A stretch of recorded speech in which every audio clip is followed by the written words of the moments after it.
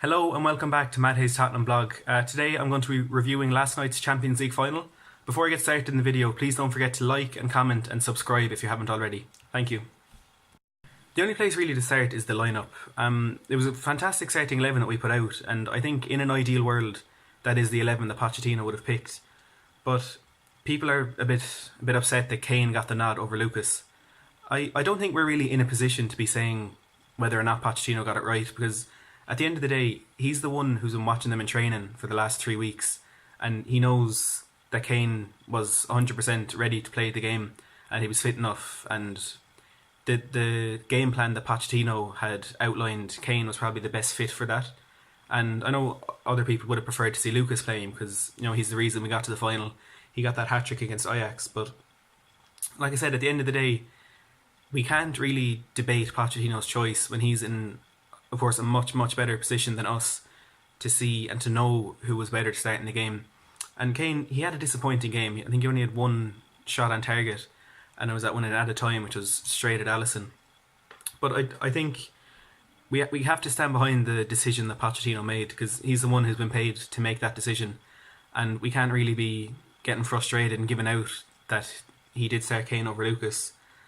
There were another few players in the team that had disappointing matches, like Dele Alli was really poor, and Trippier, unfortunately, as usual, didn't have a great game. But people are kind of focusing on that choice between Kane and Lucas and using that as a point to blame Pochettino and kind of say we didn't deserve to lose the final and that it was the manager's fault. But whatever decision he made, if we lost that game, that's what people would have looked at and that's what people would have blamed. Like if he'd started Lucas last night and we had gone out and lost the game, people would have been saying, well, why didn't you start Kane? He's our best player, he's our top scorer, he's a clinical striker, he would have won the game for us. So I think people are kind of using that as an escape from the actual fact that we lost the game, and they're kind of looking for a point to blame. And obviously that's not right. Like Pochettino made that decision, that was the best 11 that he wanted to put out onto the pitch, and it was the right decision because that's the game plan that he wanted. Those were the 11 players that could execute that as well as anyone was going to. And we had that early setback which just completely changed the game, and if we didn't have that start to the game, who's to say that Kane wouldn't have had a much better effect on the game and he wouldn't have grabbed a couple of goals. So I think people kind of need to just look past that fact, because the choice was made, and Pochettino isn't going to, he's not going to come out and say, oh, he was wrong, that Lucas should have started.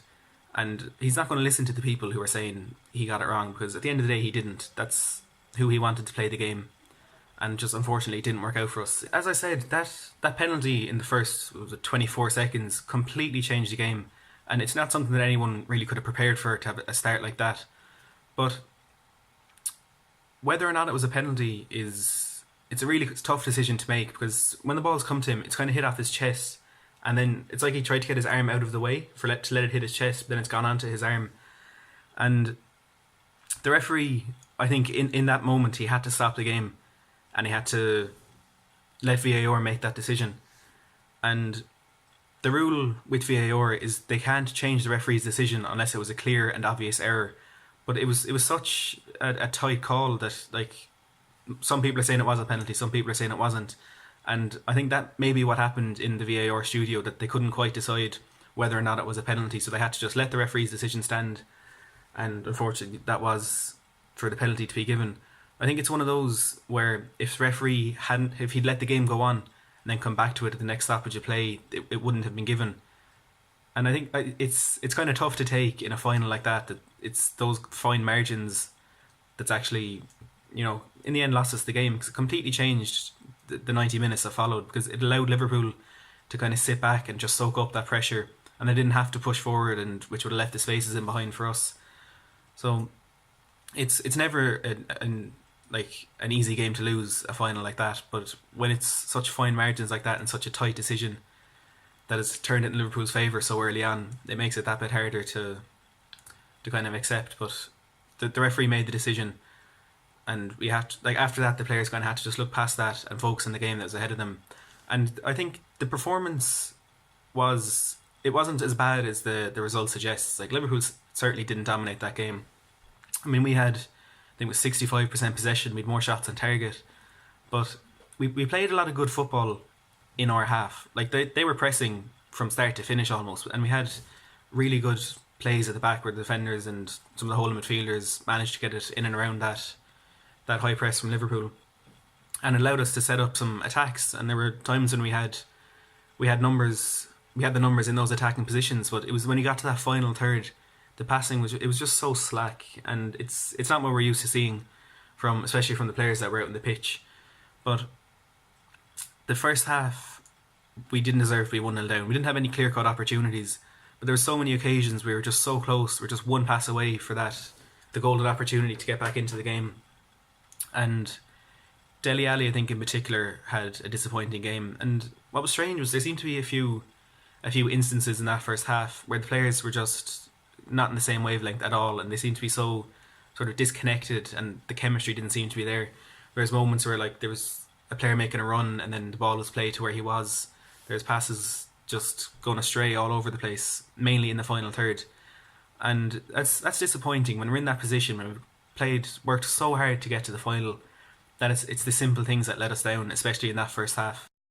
Then going on into the second half, it was so similar to the first half in that all of our good play came at the back. And once we got into the final third, the players just seemed to be, I think flustered is the word. They were just, there was no link-up play there. Everything just seemed to be going wrong.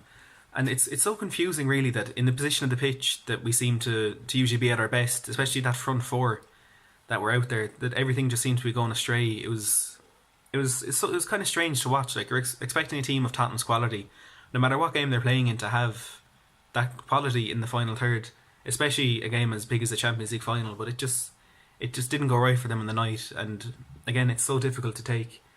But I think it wasn't until the 78th minute that we actually had our first shot on target, and from then things kind of seemed to improve, and we had that Eriksen free kick that caused Alisson a problem, and there was a bit more there, getting the balls into the box, that it looked maybe the goal might actually come. We'd have another late Champions League goal, but then we were undone by a corner that just wasn't cleared. And again, it's not what you expect to see from a team who have made it to the Champions League final, who have fought so hard to be in the biggest games of their career, to have just such a simple thing let them down. And after that Origi goal, we started to create so much. We'd 4 or 5 shots in added time alone that were actually on target. None of them really tested Alisson, but it was like just way too late. You're 2-0 down in added time. It should have come a lot sooner than that. Look, I mean, at the end of the day, we were beaten, and Liverpool won the game. They took the chances that were presented to them, and you have to congratulate them on their victory. But it's so difficult to look back on when we were so close. Like we were the better team in the final, and it's just a tough one really. But you have to kind of look at the bigger picture and realise that it's a team that hasn't been invested in for 16 months. We had something like 47 injuries throughout the season, which is more than any other Premier League team. You know, a stadium swap halfway through. We were written off earlier in the season. Back in September, October, we had that bad run. And I mean, who would have thought after 3 games in the group stage, with only 1 point, that we get out of the group stage, let alone make it to the final. So looking at the bigger picture, you kind of have to be proud of what the club have achieved this season. But looking ahead to the summer, there has to be investment into the squad, because if this is what they can achieve with so many setbacks and so many things that are just pointing towards a disappointing season, and that suggests that it's just not going to be our year, if we invest a bit of money into that squad, there's no telling what they can achieve. It's going to be difficult domestically in the next couple of years, with City and Liverpool looking like they will be dominating everything. But if we can get back to another Champions League final, and I mean, if we go on and win it, because the team is capable. I mean, just put those few finishing touches to the squad and add a bit of depth, and there's no doubt that it's the team that can win the Champions League.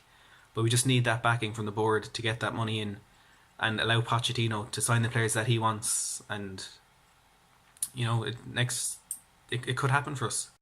As always, thanks for watching. Put down in the comments below what you thought of the game, and don't forget to like and subscribe.